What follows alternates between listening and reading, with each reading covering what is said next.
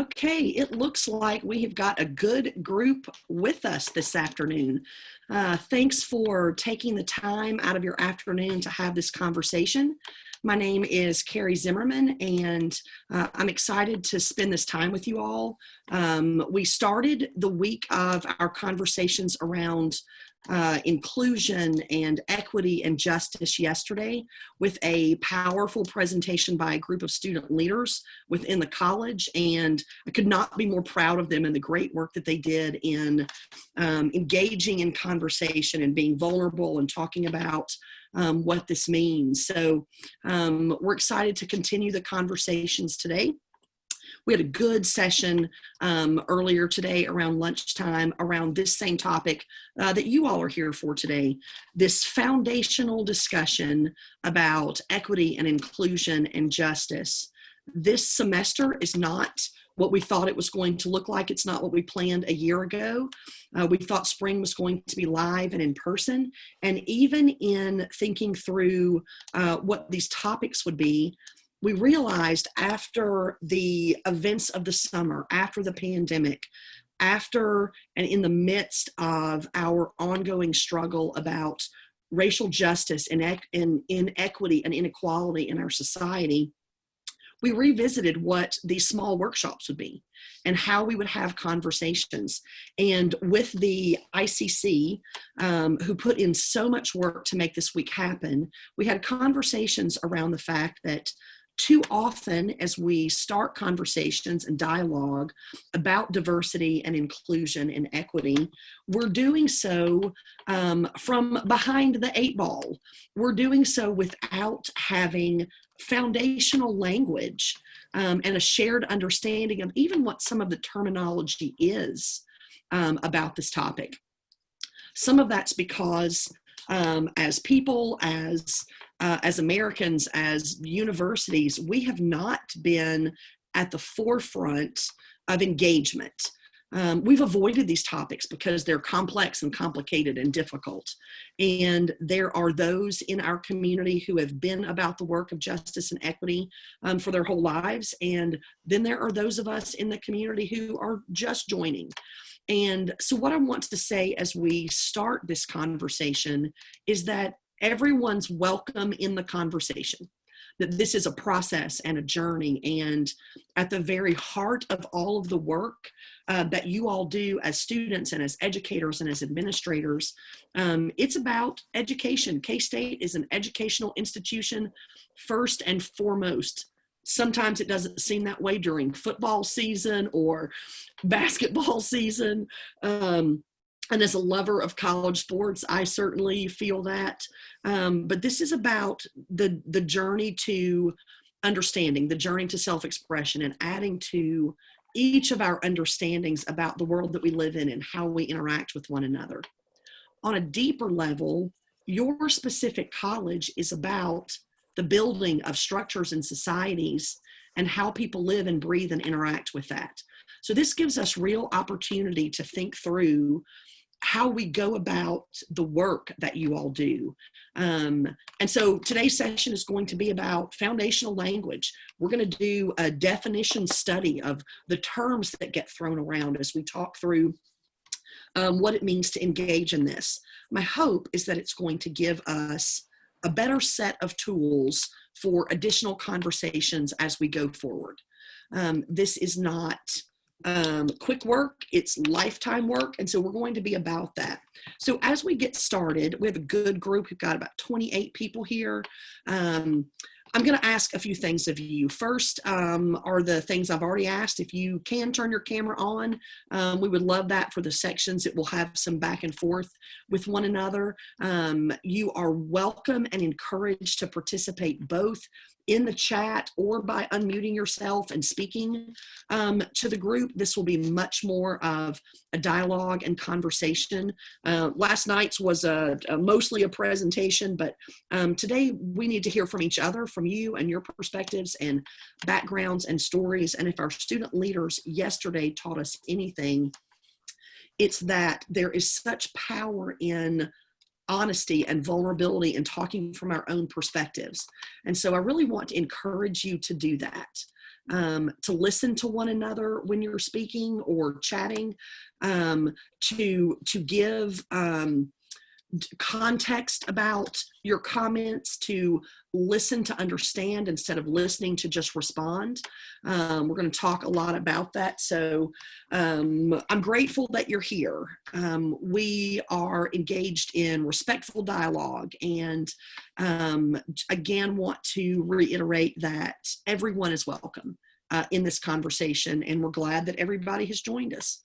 So we have got some work to do in this session, and I'm going to go ahead and get started with turning our screen on as we talk through what our conversation is going to be. Again, in order for us to move forward as a people, as a community, we need to be speaking the same language. Anyone who has traveled to a country outside the US or has had conversations with your neighbor where the language that you're speaking is not the same, you know the challenges that come up in trying to get your message across. So for us, this is our deep dive into foundational language about this. We talked some yesterday about why inclusivity is so important, and it's because seeking inclusion, seeking to give everyone space and time and value to their stories and the presence of their very selves is how we build community. It's how we move forward as people. We owe it to one another to work toward this. It's also a part of your college mission. It's about being a comprehensive design community. And the first group of students that I met with early in the week, after we talked about the mission, I asked them, hey, did you know this was your mission? Do you know the college mission? And every head just shook. Nope, never seen it, don't know it. And that's not surprising. You have to look for things like this. You have to kind of dig into them. But knowing the why and the purpose and the shared goals behind our togetherness can be incredibly powerful. And so here is the mission.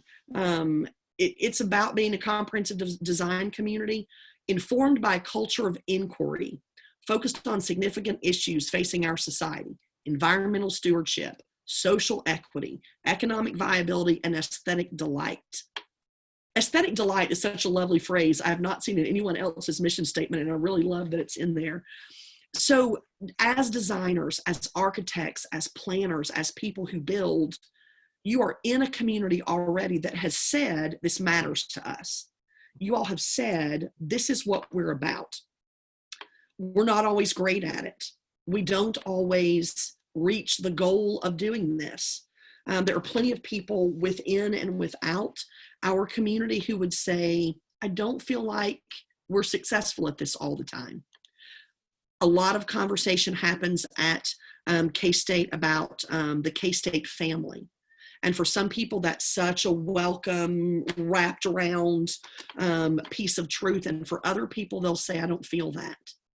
And so it's important both nationally and locally and on a campus level for us to commit to this time and energy and resources in order to think about who it is that we're going to be. So even though we've said that it matters to us, we're not going to fulfill that until we can sit with the truth that there is some tension in this, that learning about teaching, spending time, digging into this can cause some discomfort. It can cause some disequilibrium, some imbalance. And so I'm glad that we're doing it. And I want to encourage you to, if you feel some level of question or discomfort or disequilibrium during this conversation, to let that happen and to think about why and ask questions about it and let's talk about it. We're all in this process together.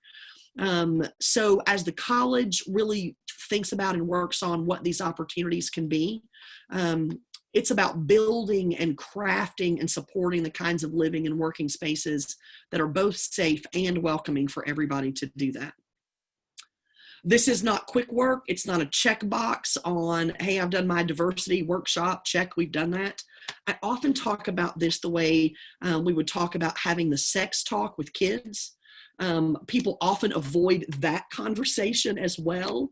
And, you know, with parents, I would say, people are like, oh yeah, no, we talked about the birds and the bees. We had the sex talk, check. Well, we would never take something like being honest or saying please and thank you and only do it one time and only say, nope, I've had the conversation about politeness and manners. I don't have to do that again. I've had the sex talk, check. This is true of this work of justice and inclusivity. It cannot just be something that we move through. It is lifelong work that we have to engage in and do together. None of us reach the point of knowing everything, of understanding all perspectives. It's fluid and changing and growing. Audre Lorde gives us this quote: "It's not our differences that divide us. It's our inability to recognize, accept, and celebrate those differences. Life is very short. What we have to do must be done in the now." So that's why we're here today. Now is the now. It's also not about asking everyone to have identical perspectives and beliefs and opinions and values. Really, it's the opposite of that. It's about celebrating individuality, celebrating culture, celebrating difference, and really examining where we have made it impossible to do that. So now we get into the word study, the actual definitions of what we're talking about and how and when and where. Again, as questions pop up, please feel free to drop in the chat or raise your hand or any part of that you want to do. And so I'm going to run through 4 or 5 slides of definitions, and then we're going to have some conversation. But at any point in this definitional study, feel free also to ask a question. So starting with the big 3. DEI, diversity, equity, and inclusion. People who do this work for a living will often say, oh, I'm in DEI work. I'm the DEI officer at my company, because these tend to be umbrella terms for how we broadly talk about the study of inclusion and equality and equity and what all of that means. So diversity is all the ways in which we differ. Everything from your race and gender to, are you left-handed, right-handed? What's your Myers-Briggs? Are you from a small town or a big city? What languages do you speak? What's your family structure? Diversity is the broadness of that. Equity is our second term. We're going to talk in depth about the difference in equality and equity in just a minute. But equity is about fair treatment. It's about access. It's about opportunity. It's about advancement for all people. When we have an equitable system, society, process, program, it means that individual identities don't determine your success or not. The system itself is set up so there is a fair chance, a fair opportunity for everyone. And inclusion is simply a variety of people who have power. They have a voice, they have decision-making authority. So inclusion isn't just being there, it's about value. It's about influence. It's about the ability to shape and mold the actual community in which you live and breathe and have your being. So those are the foundational 3, diversity, equity, and inclusion. And it's important that all 3 of these happen in harmony. If we did a Venn diagram of diversity, equity, and inclusion, sometimes we have diversity, a different people with different backgrounds in an equitable system, but there's no inclusion in terms of who has power. Sometimes we have these 2, equity and inclusion, but there is no diversity of people. Sometimes what we have is diversity and they're included, but there's no system, no equitable structure. So we need all 3 woven together to make this work. Now, I was an English major. I was a creative writing major, and so math was not what I spent a lot of time taking extra subjects in. But this particular simple math equation has helped me understand the difference in some of these words that we've often used interchangeably. So we're going to talk about the difference in bias, prejudice, discrimination, how all that works. So biases are feelings that we all have, some positive or some negative. Some of them are conscious, some of them are unconscious. So it's a feeling that you have that if your bias is negative, it's a dislike for a racial group or an ethnic group. And again, right here in this equation, we're talking about racism. We could change the words and talk about sexism or ageism or sizeism, any of the isms in which people are divided. So it's a bias for a particular group. If you then understand that bias and you believe in it, you think, yep, this group is smarter, this group is worth more, this group is more valuable, then that becomes a prejudice.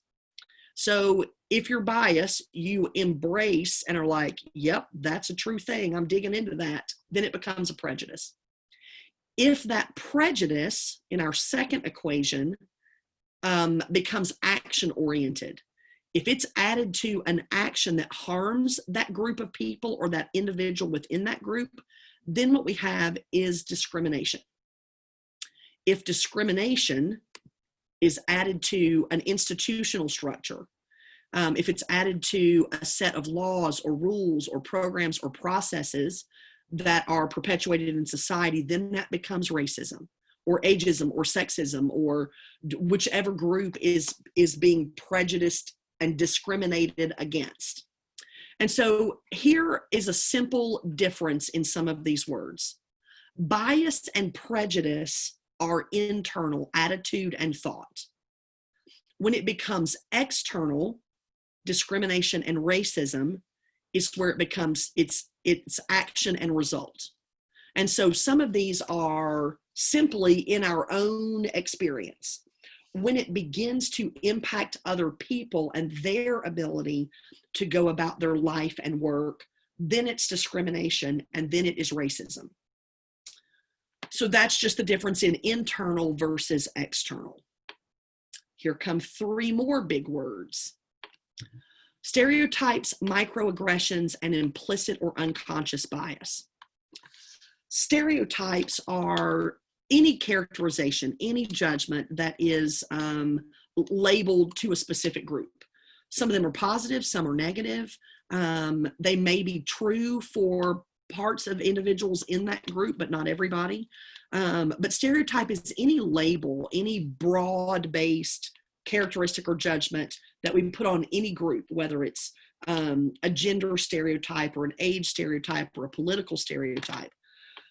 A microaggression, these are the subtle, everyday, verbal or nonverbal actions, messages that are directed towards someone based on a marginalized identity.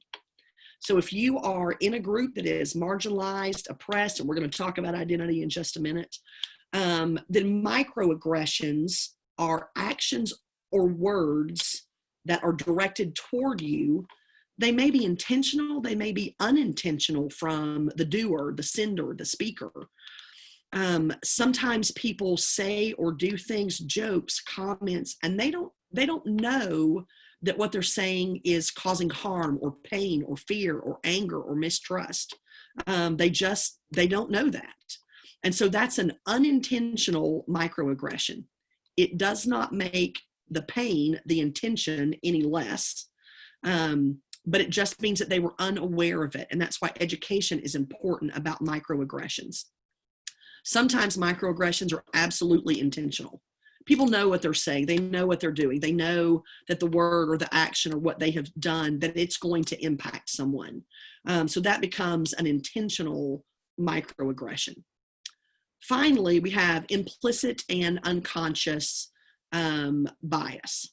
These are, we said in the beginning on the previous slide that everyone has bias, but unconscious bias are the attitudes or perceptions or stereotypes that we don't even know we're filtering our words or our perceptions or our thoughts through.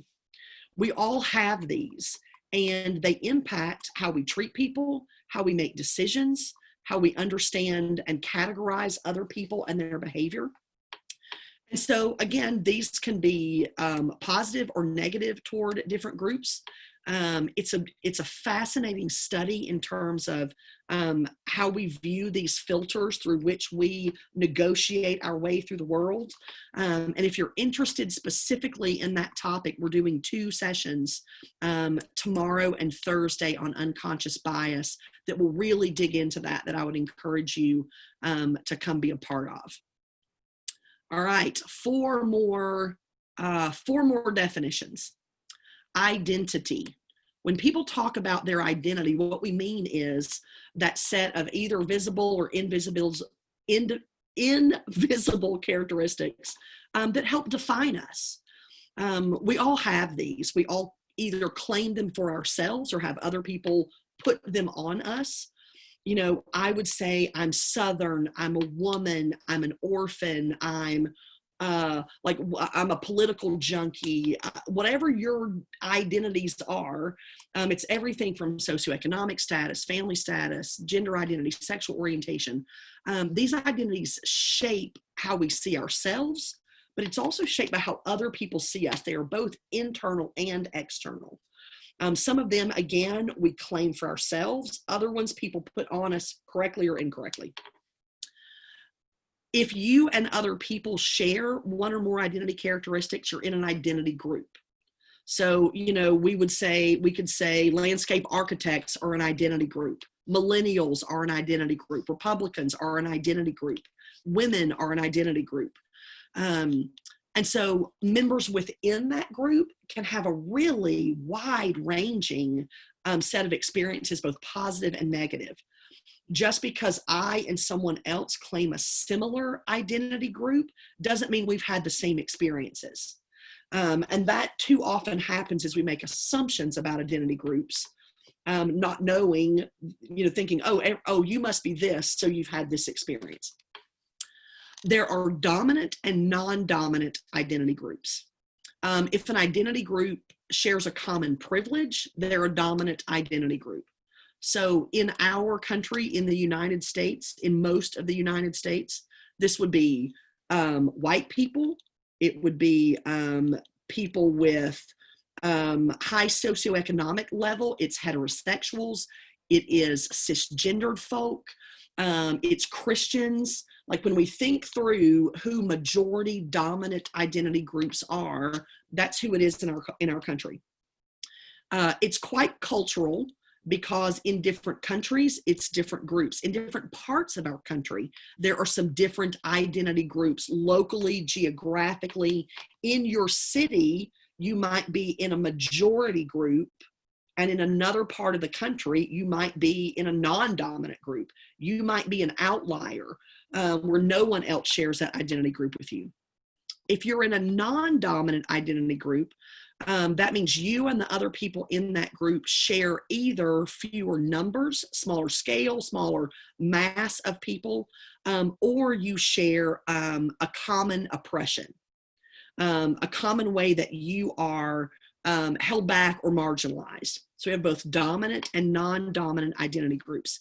Again, speaking broadly in our country, that would be Black, Indigenous, or people of color. It would be LGBTQ folks. It would be transgender individuals, non-dominant identity groups. Which brings us to intersectionality. Kimberly Crenshaw is a sociologist, and she coined this term, and it is simply the multiple overlapping identity groups that each one of us have. We all have some kind of intersectionality. Sometimes it is layered overlapping privileges. Sometimes it's layered overlapping oppressions. Sometimes it's an oppression and a privilege layered together based on the identity groups in which you live and work and experience life. And so we all have these, and understanding another person's story, their lived experiences, their authentic perspectives helps us understand the community and community needs. And it might be the most powerful tool in our tool belt in terms of thinking about inclusion. is making space and time and honoring another person's identity and their identity groups and their story and their lived experiences. And not attaching a single identity to any one person, but acknowledging that we all have this intersectionality of identities. All right, before I move on to my favorite cartoons, do you have any questions or comments about these words, these definitions? Is there anything you want clarified that we can help with before we move on to the next part of our conversation, which I promise will be more dialogue than that running through the dictionary was? One thing that came to my mind when you were defining this earlier slides about stereotyping, and then before that you talked about bias plus belief, which is turned to prejudice. I felt like these have sort of overlaps in definition. When you have a bias and then you believe in it, and maybe you are stereotyping. So my mind made this kind of connection, and I wonder if like the term is defined that way or not. Thanks for your question. There is much overlap. And I'm going to talk in a minute. I'll go ahead and say it right now. Part of what's difficult and complex about this conversation is that words are fluid, and language that, in fact, I'm going to pull this slide up right now while we're talking. It was later, but I'm going to pull it up right here. So language is fluid and it changes, and words that we would have used earlier, they have changed in some context. So here are two examples. In years not that long ago, prejudice is the word that we would have used, where now we would say racism. You know, we would have earlier said, oh, that's a prejudiced person. Now we will say that's racist. And the language has done some shifting. Chauvinist used to be a much more common word. And now we're like, no, it's sexism, that sexist language. And so your question about, you know, whether that overlap is there, it absolutely is. It's really difficult to just separate them in a silo. There is so much overlap and interconnectivity in them, and there may be an internal feeling that someone has that they never say out loud or act on and never would, but it's a filter through which they might view the world. And then there are other people who a decision they make or a joke they tell or a video that they share, it does move from just being a thought to causing harm, damage, violence to another person.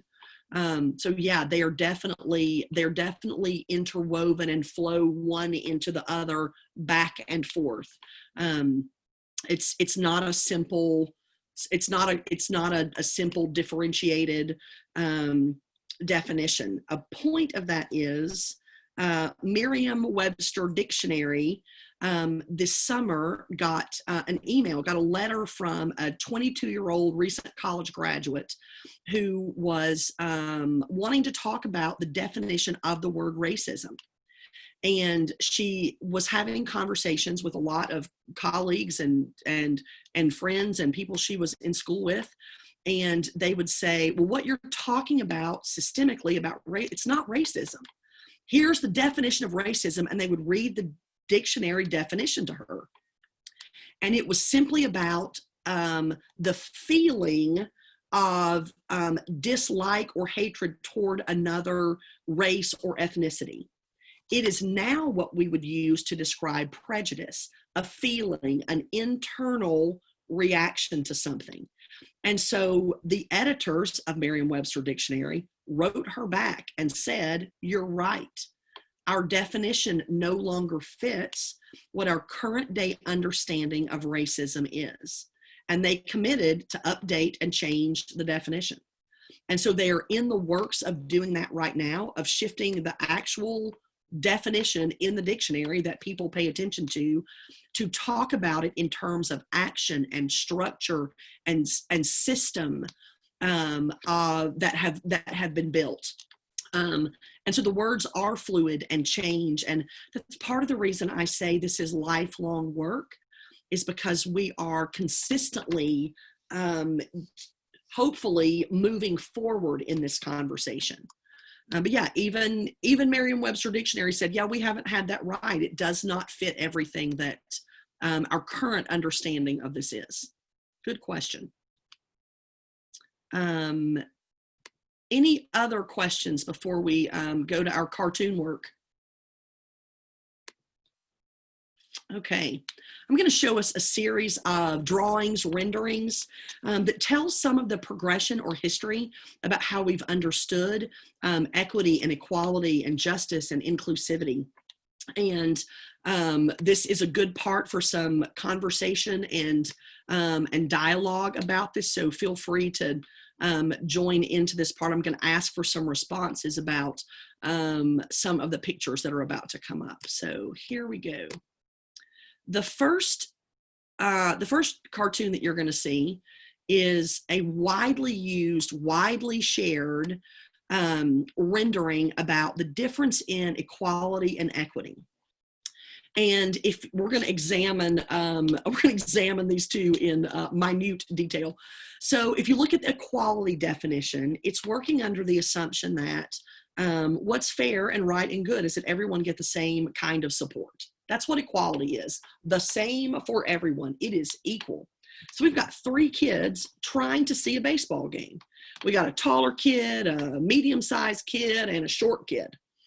There's a fence in their way. And so in order to see over the fence, they have each been given identical, fair, equal boxes to stand on. When we get over here to the second picture, to equity, you see there was a realization that equality didn't help everyone. Even with a box to stand on, this shortest kid, all he can see now is a different part of the fence. He still cannot see into the ball game. They still have 3 very different views. Middle kid can, barely see over the fence. Tall kid could see over the fence to begin with. Now he just has a better view. So when we get into equity, people said, oh, equity is a different concept. It's about fair access, fair opportunity for everyone. And so you can see there was a shift of resources. Middle kid kept the same box. Tall kid didn't need a box. He didn't get a box. This shortest kid got 2 boxes and can now see over the fence. And we got to this part and said, we're so much better at this than we used to be. Look, all 3 kids can see into the baseball game, and a little patting ourselves on the back. Good, they're in the baseball game. And we sat back for a little bit, and this was the conversation was, let's talk about the difference in equality and equity is better. And we took a deep breath until people said, we don't have it right yet. And we moved to this. Same images, but with a third one added. Again, in the first one, it was assumed that everyone would benefit from the same support. They're being treated equally. In the second one, they got different supports. It made it possible for them to have equal access to the game. They were treated equitably. But in the third picture, I'm going to read you this language from the person who created this exactly the way it is. All 3 can see the game without any supports or accommodations because the cause of the inequity was addressed. The systemic barrier has been removed. Now you're seeing all 3 of these pictures. The fence has obviously changed, but in looking at this, what springs to your mind? What do you notice about the third picture, or what do you think about the language that the inequality has been addressed and the systemic barrier has been removed?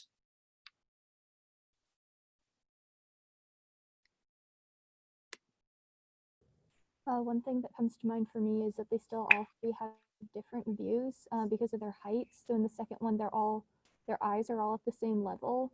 So even though they can all still now see the game, they have different perspectives on it. Very true. Yep, the fence is different. They have different perspectives, up high, down low, absolutely. Anything else that comes to mind for anyone? It makes me think about kind of the criticisms that we have to face in all of our systems.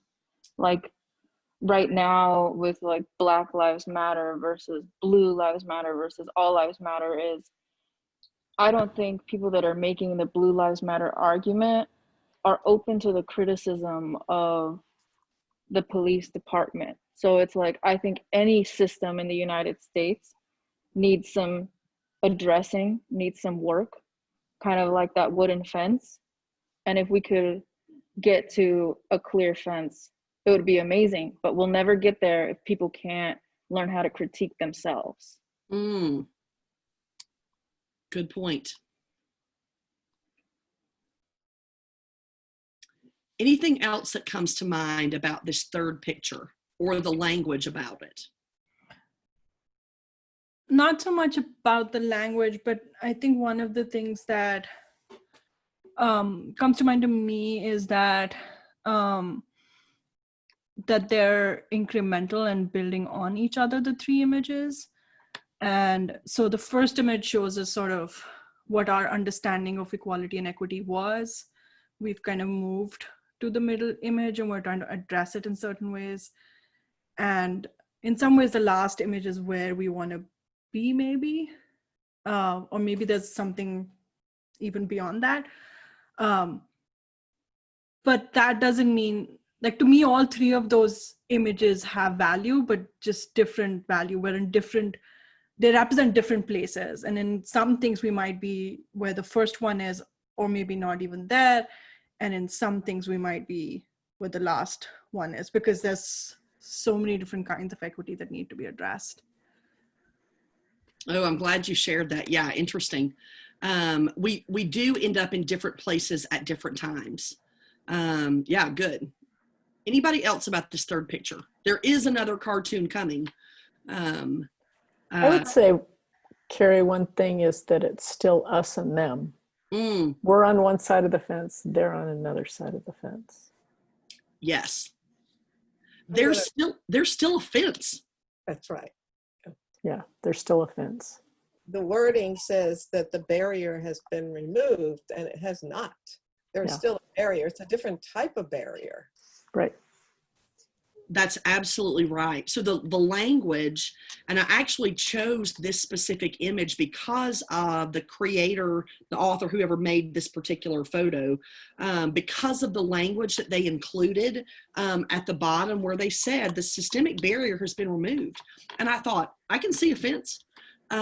It's a different type of fence, but the fence is still there. And as Wendy said, there's still an inside the game and an outside the game. You know, they are still on the outside. And so the fence changed, sure. They no longer need to stand on boxes to see the game, but to say that the barrier has been removed is false. It's just a different barrier. It might be that the people way back in the stands feel better about the fence that's in place because they can't see it as much. Sometimes we assume that any progress at all has gotten us to the place we need to be. And their progress was made, but it's not, we're still not in the place we want to be. Go ahead. I was going to say, but even though we have the fence, you can spin it another way, because the fence is a protector. One can spin it as it's protecting the children in case there's a wild ball or pitch, but it depends on what the purpose of the fence is. Such a good question. I have always, in looking at this and talking about it, have thought, you know, is anyone asking the question, who built the fence in the first place and for what purpose? And so sometimes it is about a keeping in or a keeping out or a protecting. And obviously we're not really talking about a baseball game. We're talking about an analogy to systems and structures and barriers that are in place. And sometimes we talk about protection as an excuse for keeping someone in a system that is unjust. Oh, it's for their own good. We've heard that language before, right? You know, we've heard that kind of conversation. All right, we have a good comment in the chat I'm going to read, and then I knew someone was about to speak. There's a conversation to be had about what is the end. What does the removal of all systemic barriers look like? Does it mean we're all players? Ooh, such a good question. Yeah, it's that. I think that is the question: is what's the goal? What's the end? And obviously, if we were just talking about baseball, we could say, you know, you can't have. You know, we can't have not a fence, it's not safe, and the baseballs, and what do we do? And so, you know, thinking through this is, you know, in life, what are the barriers for? So yeah, sometimes, oh, Katie talked in the chat about, yeah, thinking about as it relates to disability rights, that the protectionist argument is a pitfall. It's the idea that no, it's, you know, it's for your own good. It was the argument that that we used in the United States about slavery. You know, they need to be cared for and given housing and food, and we've used that many times. Who else had a comment before I move to the next? I just wanted to mention that another difference that is shown in the third one is that the focus has been shifted from people's characteristics to the source of discrimination. Yes, which is the perfect lead in to our final set of drawings about this. It's the perfect lead in to where the focus is. So let's talk about this next three sets of drawings.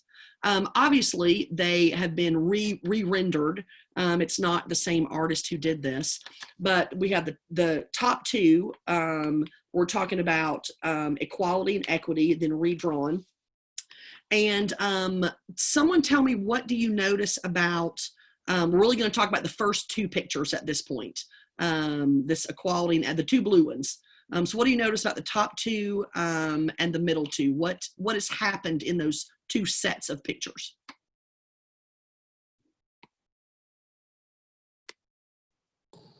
All of the people start off on different footing. Yes. Yeah, in the first picture, the ground is flat, right? Everyone's on the same footing. And so that changes in the second set of pictures. Suddenly the ground where everyone starts is no longer the same. It is uneven and tiered and leveled. Sure, what else do you notice?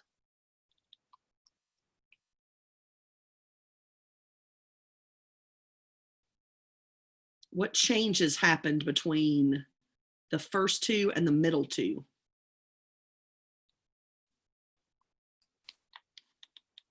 The slope of the fence. The slope of the fence has changed. The assumption in the first two pictures is that everyone's on equal footing. They just need different kinds of help. And that the barriers, the fence, the challenges are the same for everyone. But in the second set, you see the fence, it's higher for some people than for others. Any other observation about the first set and the second set? Well, in both cases, the child who is yellow does not have his hands up, so it can't be connected to the other two. Whereas, also true. As well, and in some ways, equity in the first one, though they're all in a way that they can touch and connect, they are not. But in the second one, they are connecting in some way. Right, they're having a similar experience. They can see. This one, we've shifted from a ball game to a concert, a band or a parade. So yeah, hands are up, they're cheering, same kind of experience. Also, like the earth is creating a foundation that's more permanent for some than the others. Yes, even though in the middle set, we've called it equity because they are on these blocks at the same height. I mean, you all build things. Let's talk about who's on more stable footing. Solid ground or two wooden crates? Yeah, it's absolutely not the same level of stability. Yeah, in the chat, the second picture shows privilege. It does in a couple of ways. Where you start is a privilege. You didn't need extra to get you up to the height of being able to see the fence. And for some of them, the fence itself, it's a lower obstacle, easier to overcome. It needs less to see over. There's one final big difference between the top two pictures and the middle two pictures. I'd say it's assuming they're all the same height. I don't know. That's just one difference that I noticed. Nope, that's it. You got it. This is like that Highlights magazine in the dentist office as a kid, like when you had those pictures, you had to circle all the differences in. Look at the first two. The top pictures, they themselves are different heights. We have, whether, I don't know if everyone saw that or not initially, or if it took someone pointing it out, we consciously or subconsciously assign value to height and size. And so in the first two, there's been an assumption that the person themselves is worth more, is stronger, bigger, faster, able to do more, just because of how they've been depicted. And they are of different heights. So we haven't, someone said this earlier, that the focus has been on the structures, the systems, instead of the people. And so they have shifted to the people in this second set. There is more of a thought of, oh, it's not that the yellow person is worth less valuable, less important. They are all of equal value and importance, but what is surrounding them is different. Different challenges, different starting places, different levels of oppression and pitfalls. And so they have been drawn in equal height in the second set. And I had looked at this a long time before that was the difference that stood out to me. I was looking at the players in the band, and I'm looking at the fence, and I'm looking at the structures. And then finally I went, oh, the people themselves also become the focus in this. Anything else you notice about those top two sets of pictures? In the dark blues, that first set, they're all at the same height at the end, but with the sloping fence in the second one, the girl in the blue still has a much better view, and the boy it looks like the one in yellow, he still has more of a barrier and doesn't have as much height to see from. So even though they all can see, they once again don't have the same views. That's right, for sure. And in saying that, the difference is that in the second set, the second picture, you have more support, more things to prop you up. So there's two types of things that change: the ground level and then the same support as the first group. So there's a reason why they're leveled as well. That's right. Absolutely. All right, let's look at this final two pictures at the bottom. So it has shifted from conversation about equality and equity to talking about justice and liberation. And in this artist rendering, some changes have happened. What do you notice about the justice and liberation photos in this third level?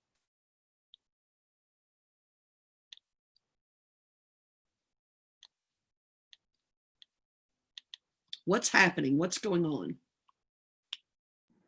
Well, they broke the barrier. Yeah, the fence is being taken down, right?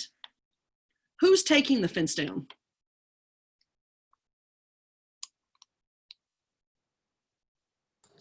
All of Yeah, the people that's been keeping been kept on the outside of the fence are the ones that are taking the fence down. So I don't know who created this particular rendering. I don't know who drew this. My assumption, and you know what they say about assumptions, getting us in trouble, but my assumption is in the drawing of this, they were like, yes, justice and liberation are where we want to get. This is what it actually looks like. The fence is being dismantled. The barrier is coming down. and being carried away, not just taken down, but the pieces that would be used to build the fence are gone in that liberation, and they are all free. And I think we reached a stopping point in the journey of going, oh, now we've got it. Like, we're here, we got justice, we got liberation. And yet there are still issues with this. What do you see that could be problematic about calling this justice and liberation?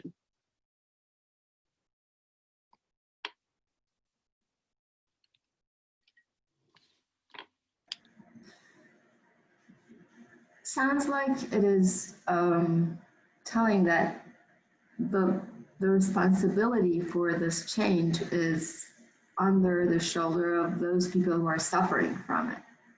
That's exactly right. In these drawings, in these renderings, it's the idea that we are asking the people who didn't build the fence in the first place to do the tearing down. In both sets of pictures, both our baseball game and this marching band concert that's happening, no one from inside the fence seems to have noticed that the fence or barrier might be problematic. No one dropped their trombone and walked up to the fence with a hammer or a blowtorch and worked to help take the fence down. And so that becomes a question of our own investment and paying attention than what's happening. This thought of, oh, do the people benefiting on that side of the fence, who is that? And it calls us to ask, as individuals, as leaders, as educators, as professionals, as students, to think about, all right, where are fences? Where are barriers? Again, we're only talking metaphorically about fences. I realize in the work that you all do, you talk actually about barriers and walls and barricades, and that becomes an important part of the work that you do. But really thinking, what obstacles are in place for people, and which side of those am I on? And where should I join? How can I ask questions? Even about asking who built the fence in the first place. Where did that come from? Oh, Kayla had a good comment in the chat. It assumes that the blue person who could see over the fence from the start would also take part in the tearing down of the fence. Yeah, absolutely. So it's even within the people on the outside of the fence, there are different levels of access, different levels of privilege. And it's a way for us to look through, think about, from a cartoon about where those barricades are and how we talk about what justice is and what it looks like and what liberation is like. Yes. Carrie, I was going to say, the other thing that I noticed about that image is that the three people who have some coloration weren't participating in the band. They weren't asked to come along and play an instrument or be involved, which gets us to community involvement or lack of it in a way that's not only about them having to be responsible for their own liberation, but they're not asked to actually get included with the group that they're watching. They're just spectators who have they still have a barrier because they're not included in the way that we would think about inclusion. That's right. And I think that that goes back to our original definitions of needing all three, needing equity and inclusion and diversity. And I liked the comment in the chat. Let me scroll back up to it. That justice and liberation might look different for different people. For some, liberation is just having the fence being gone and cheering on the baseball team or the band. And for some, it's about leading the orchestra. For some, it's about, being first chair trombone. But it's that intermingling, that woven together of that. So I think that's important, that it is just more than the fence being taken down. That's not full inclusion. for a long time, I have heard college students that I have worked with use this definition where they're like, you know, diversity is being invited to the party, and inclusion is being asked to dance. And I've seen people like embrace that and go, oh yeah, that's really good. Except it still assumes power. You know, you are being given, like, let me ask you to do this, instead of assuming they have a right to do it to begin with. So it is all a matter of perspective and respect and learning other people's stories and, you know, understanding where all this goes. This summer in particular, our conversations around race and racism shifted on a national scale. And people who had been about the work of dismantling racist systems were in the spotlight, in the news, and other folks who had never thought that their community was having problems or struggles were suddenly center stage. And so the conversations have sprung up around the country, books shot to the top of the bestseller list about how to be anti-racist, and books about white privilege, and people who had never marched, and people who have been marching and working shared exhaustion and frustration and even mistrust about recent joiners to the cause and the work, and what that meant. And we saw companies and institutions and universities put out statements that they'd never been compelled to do before, either offering support for Black Lives Matter or voicing support for racial justice and standing up for, you know, the families of George Floyd and Breonna Taylor and Ahmaud Arbery and the thousands of others, and having conversations about the criminal justice system and mandatory minimums and police violence and lots of conversations. And even our understanding of racism and the word about it, the conversation, brought people to new understandings. And so that's our next definition that we're going to move to, is this idea of defining and understanding even the phrase, the term of racism. I mentioned earlier that the actual dictionary definition is going through a transformation, just as we and a lot of our communities are going through a transformation about it. And so I'm going to give you a handful of definitions as we talk through this. So in these definitions, I'm talking about racism. That is a system, an action. Racist, it can be with a T, can be a person or an individual, a racist, an act, a racist thought, a racist phrase, a racist joke. But racism is the system. So here we go with some definitions. The next two come from the Anti-Defamation League. And it defines racism this way. It's the marginalization and or oppression of people of color based on a socially constructed racial hierarchy that privileges white people. Some important parts about this is that it's constructed. Racism did not happen accidentally. It was built. It was planned. It was thought out. This system of who has power and who doesn't, who has safety and who doesn't, who has access and who doesn't.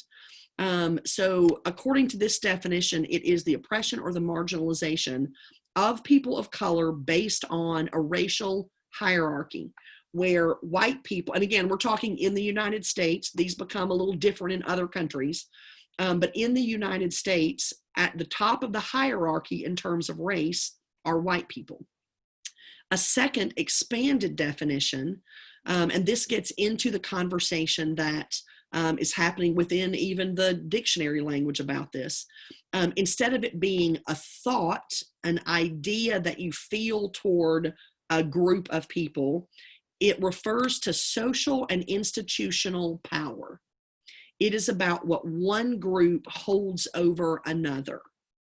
So racism is a system of advantage based on skin color. So it's not just a thought. It is actually that there is an advantage based on race. In a few minutes, we're going to talk about the term white privilege and how that has come into play and how that's connected to this idea. But we're going to continue with racism definitions. So I showed this earlier, that the terminology that we use is fluid. We used to say chauvinist, and now you're not going to hear that very much. People would use the word sexist, where we would have referred to prejudice.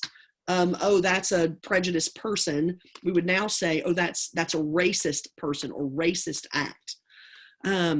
It's why our work is not done here. So the term systemic racism has been talked about frequently. And there are three parts to this I want to talk about.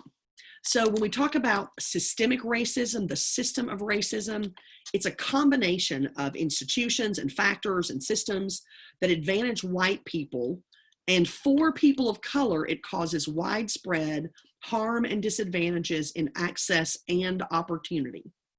So when we talk about systemic racism, it's a combination of both practices and beliefs. It's about systems and institutions. And it gives white people an advantage, and people of color, it causes harm. We're talking specifically about advantage based on race, not about any other factor.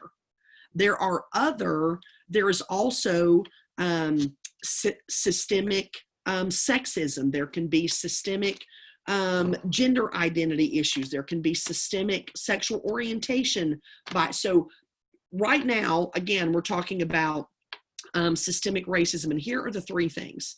It is grounded in the history of our laws and institutions. They were created on a foundation of white supremacy.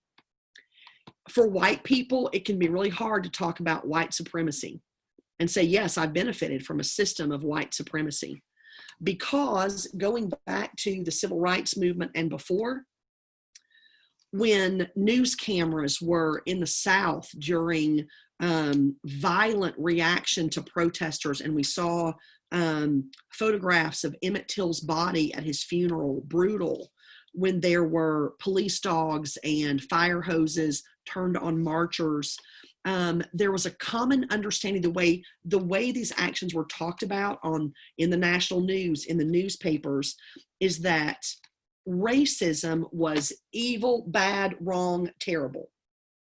And while that is true, categorizing that way also gave white people the ability to remove themselves from racism by saying racism is evil. And if I don't view myself as evil, I have trouble connecting myself to the system of racism.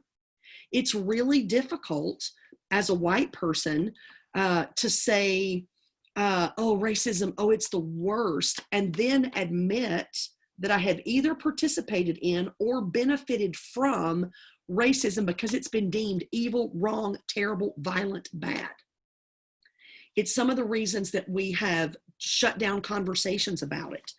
It's why, as white people, often our first reaction to comments about these systems are, well, I don't do that, or that was a long time ago, or I have Black friends, or pick any one of our defensive reactions that we tend to have immediately when the discussions come up. Even saying white supremacy draws up images of a Klan march and a burning cross, the KKK and skinheads and Nazis. And if we are a person who deems ourselves good, we can't in any way see us a part of that system. It seems so far outside of the people we want to be in the world that we just have said, well, I'm not a part of that system. And it's removed our responsibility from working to dismantle it because we don't see ourselves as a part of it. The second point is that it does exist in institutions and policies. It takes place both in laws and rules and practices, but it also takes place in number 3, in interpersonal communication and behavior. So it can both be a rule, a law, a process, a practice, and just me having a conversation with someone else, or me choosing to retweet something, or post a video, or sing lyrics to a song with offensive, racist, or sexist, or homophobic language in it. So it can both take place in a system or be interpersonal in a way that maintains and supports that system of inequity and systemic racism. So it operates on 3 levels. And here are the 3. We've already talked about them a little bit, but I want to give some examples about them. Interpersonal, institutional, and structural. Interpersonal is exactly what it sounds like. This is one person to another person, or one person to a group. When I or someone else harasses or excludes or marginalizes or discriminates or commits an act of violence against another person or group based on a bias, a stereotype, an assumption, misinformation that I have about what that group is. It can come in a wide variety of venues. So here are some examples. It can be threats or harassment, discrimination at work, not going near someone, avoiding eye contact, walking away. It's funny that this says social distancing. This was created before social distancing meant 6 feet in a mask, but actually not socially engaging with people of other races or gender identities or sexual orientations, ignoring requests to participate, name calling, or not learning people's names or pronunciations, verbal or nonverbal expressions of discrimination. But the central point is that the interpersonal is one person toward a group or another individual. The second is institutional. So this is where racism operates within a structure, within an institution. So this could be both a rule, a policy, or it could be an everyday practice. I was employed at a university years ago that was having a conversation about HR policies and about partner benefits and what that looks like and doesn't look like. And they got to a place of having equal partner benefits for same-sex relationships, married, not married, domestic partner. They got, kind of everything there, except they didn't put the information on the website. You had to ask for it. So everything was listed on the HR website that would, be for what we would have called, a traditional marriage. A man and a woman being legally married, recognized by the state, their benefits were listed. The same benefits were available to domestic partnerships, to civil relationships, to same-sex marriages, but it was not in any way depicted on, you had to be in the know and ask. And so there was nothing illegal about their practice, but the process was inequitable and racist and sexist. I mean, there were all kinds of problems with it. And so institution, it's everything from our educational system, who has access to schools. It can be, we're talking about red line laws in real estate about which races can buy homes in specific neighborhoods, how banks are set up to issue mortgages, who has access to healthcare, what the job market looks like, what mascots your school has. Is there under or misrepresentation of race or gender identity or sexual orientation in the media, in music, in journalism? What barriers are in place? So institutional racism is everything about policies and procedures and visual and audio, all of the messaging that comes to people. That's institutional. A further step from institutional is structural. Now, structural is the collective impact of both interpersonal and institutional. This can be lots of information about everything from the welfare system, school system, child protective services, the criminal justice system, you know, how people interact and what the, you know, disproportionality is of discipline in schools. It's the, you know, school to prison pipeline. All of these pieces become structural racism. So it's about looking and thinking through how lack of access, lack of affordable health care, or higher exposure to toxic chemicals, pollution, job discrimination, housing segregation, all of that leads to shorter lives, lower wages, greater levels of poverty, less political representation. So structural racism becomes the cumulative effect of all of the both interpersonal and institutional. Often people of color know and feel and live and breathe these structural, institutional, and interpersonal acts and laws and processes of racism, and they seem to be invisible to majority identities.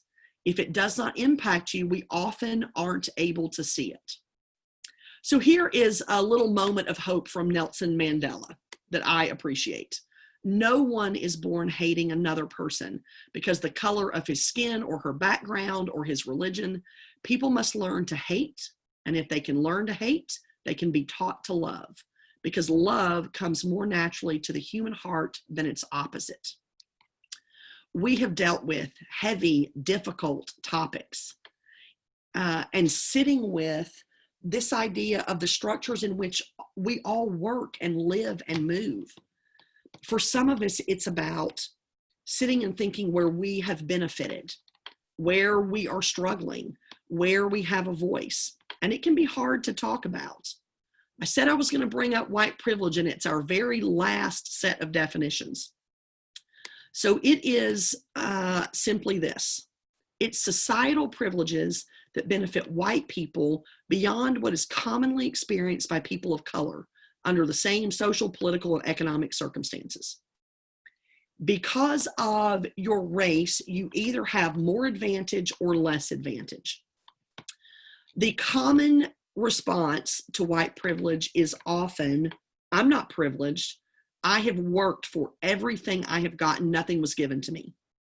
Or, I don't have any kind of privilege. My life is hard. I have struggled.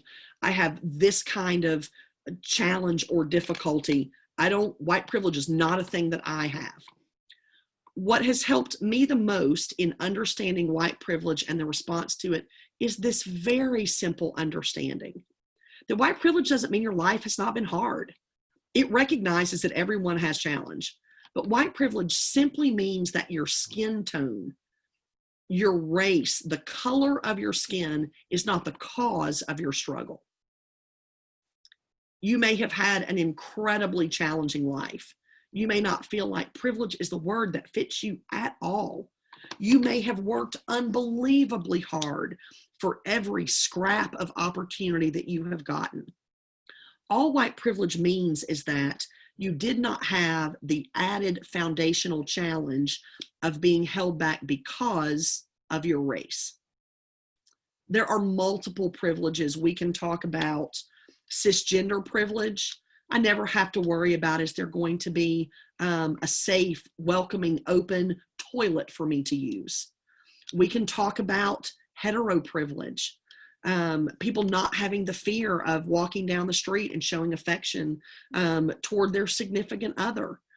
We can talk about lots of privileges, but this year, as we have really had a spotlight turned on to our 400 plus years of racial struggle, the term white privilege has become a flashpoint for a lot of conversations, and we will do ourselves and our community a good service by being comfortable having more of these conversations and thinking through it. And so finally, this comment from Brene Brown, as we talk about our personal stories. When we have the courage to walk into our story and own it, we get to write the ending. But when we don't own our stories of failure, of setbacks, and hurt, they own us. And I think this is a word to us particularly as white people, as majority people in any category. The simply owning where we have been in all of this helps us move forward. For all of us, owning our individual identities and stories and authentically sharing who we are and creating spaces for others to do the same in whatever sphere of influence we have is incredibly powerful and freeing and liberating. So as our time comes toward the last few minutes that we have together, I want to open up the floor to you all for any comments, questions, thoughts, feelings, emotional outbursts that you may have just in talking through this. I know it was a lot of information that that we threw up on the screen and at you, and I appreciate all of your comments and good discussion, but who has additional words for us that you want to share?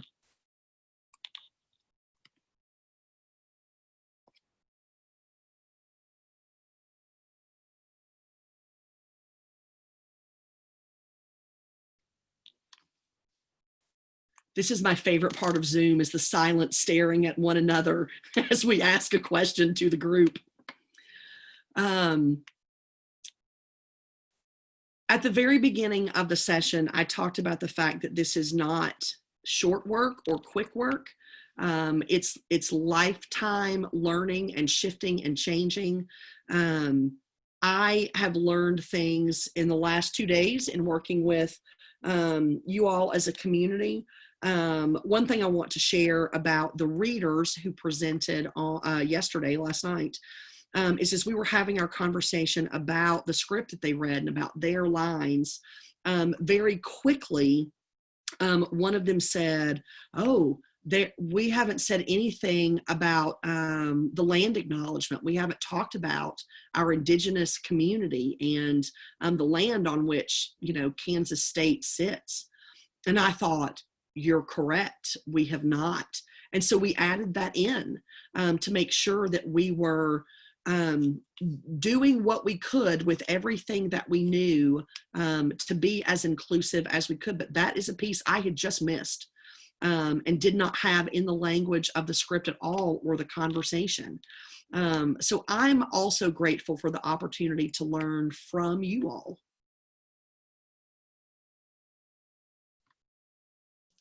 I'm going to say something because this is something that's come to me in the last 15 years.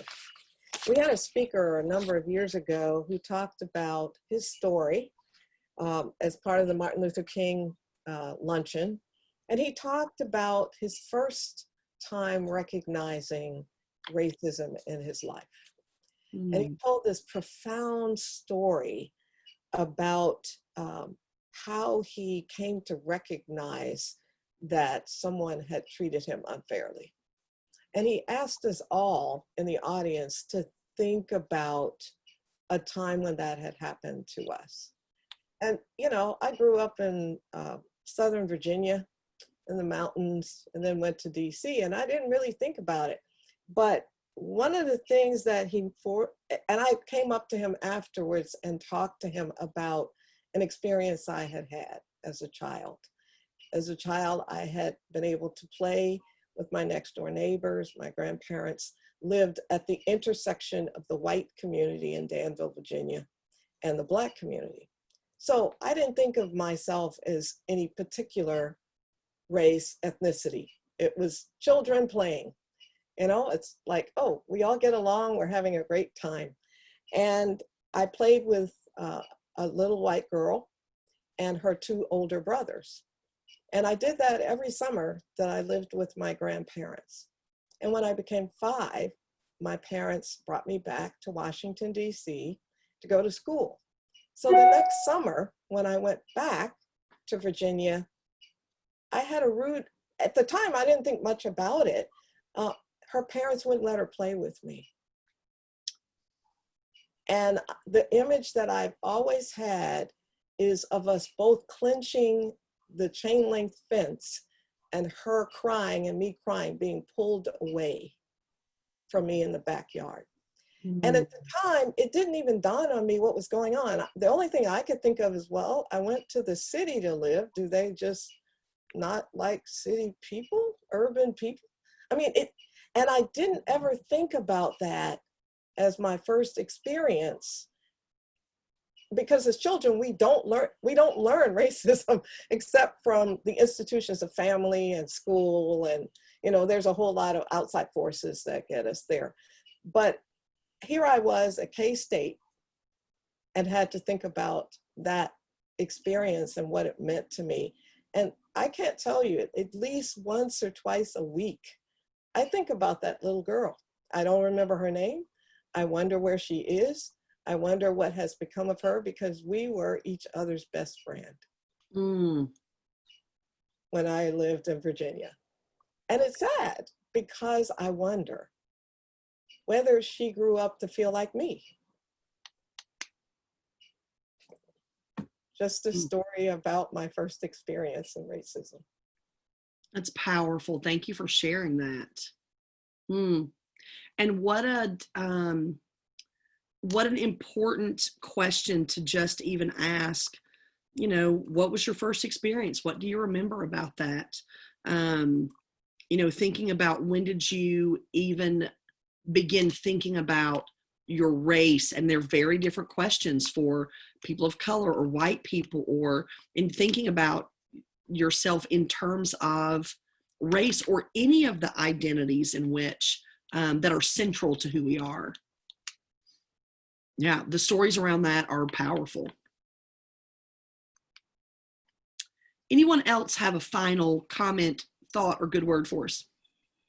Yeah, I don't know. I kind of have a hard time going in between, like, stages of hope and hopelessness, especially today. Like,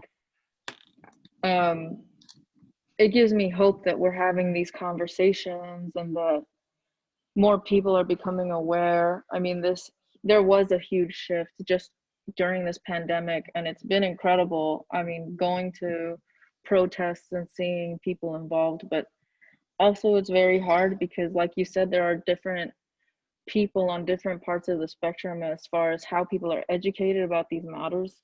And, you know, literally seeing somebody take a bullhorn out of somebody else's hand to talk about their experiences, but they aren't well educated in or more educated on what is happening. So they start saying things that are kind of ignorant, and they're not even aware of how ignorant they are. So it's just like, it's pretty tough. I mean, being someone who's been politically engaged on different parts of the socioeconomic spectrum, and, you know, aware of my privileges and aware of my lack of privileges, it's interesting watching the dynamic now. We can always say we've done better than the past, but it's just kind of frustrating being young and thinking of solutions for the present and not seeing them happen because people are clinging on to these ideals formed out of hatred, especially in the US, where that culture is championed. So I don't know, I guess it is nice to have these conversations. It is nice to talk about biases and racism. But it just feels like there's a lot more work to be done. So that's just kind of where I'm at. Thanks for your honesty. I wrote down the phrase that you said about, you know, going between the stages of hope and hopelessness, because I think that's where a lot of people feel like they are right now. Waves of up and down, and you know, the pendulum swinging back and forth. I tend to be a hopeful, glass full kind of person, and you know, even, you know, here in DC, not a day has gone by that there have not been significant you know, protests and movement and the smell of tear gas and You know, when I moved here 3 or 4 years ago, and people said, what are you doing for fun? What are your, you know, what do you do when you're not working? And I was like, protest, like that, like that's my extracurricular activity is protest. But to me, it means that there's attention is being paid, and the reason that there's progress only comes with pushback. And you know, I do have lots of hope for conversations that are happening that are leading to action, and action that is leading to structural changes, and you know, structural changes that lead to new ways of thinking, and new ways of thinking which lead to more talking, and talking which leads to more, you know, it's this cyclical move, hopefully forward, and it can feel dreadfully slow. And then sometimes things happen. If you had said I've, you know, grew up in North Carolina and went to college in Tennessee and worked at a college in Texas, and you know, if you had said to me a year ago, 6 months ago, that NASCAR in the year 2020 would ban the Confederate flag, I'd have said, no way, not a chance. But they did. And sometimes it seems like where there's not space for a change to happen, something does. In the next workshop we're going to do this evening, it's about can politics be civil in the year 2020? And the reason, you know, we're going to talk about it is because all politics are personal, and it's difficult because we're not actually talking about the structure of government. You know, we're talking about people's values and what matters to them. And that's why it's so guttural and passionate for people on different elements. And how do we, in our big, complex, diverse country, get to a place where we can even function together? Any other final words? So Carrie and everybody that's here, I want to thank you for participating, especially you leading us through this conversation, Carrie. It's been really, really good. And I hope you all try to participate in as many of the other workshops as possible, because we do need to carry on the conversation. It really is an important piece, and we can't just hide our head in the sands. We have to have conversations about it. We need to put it out in the open and really push things forward, and it's an important thing to do. So thank you, everybody, and thanks, Carrie, and hopefully we'll see you at 5:30. All right, thanks so much, everybody. Okay, Tom, stop recording. Or do you stop recording, Carrie? I can do it.